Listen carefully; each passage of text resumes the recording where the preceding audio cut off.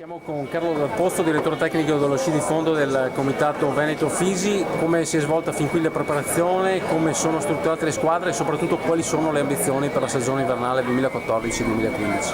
Allora, la stagione è iniziata a giugno con un raduno al mare e abbiamo fatto in totale 4 raduni, 2 di una settimana e poi 2 raduni di un giorno più la gara della Sportful.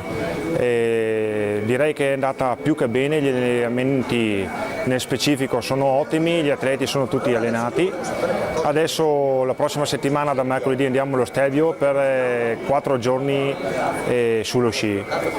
Bisogna cominciare a mettere gli attrezzi che servono per quest'inverno, però vedo che i ragazzi sono tutti allenati in modo direi più che buono. Per quanto riguarda la stagione prossima invernale, l'appuntamento clou per noi del comitato è i campionati italiani che verranno svolti a Padova di Cadore al 18 di gennaio. Il comitato Veneto punterà alla grande, visto che abbiamo anche atleti di calibro che fanno parte della squadra nazionale e anche del progetto giovani.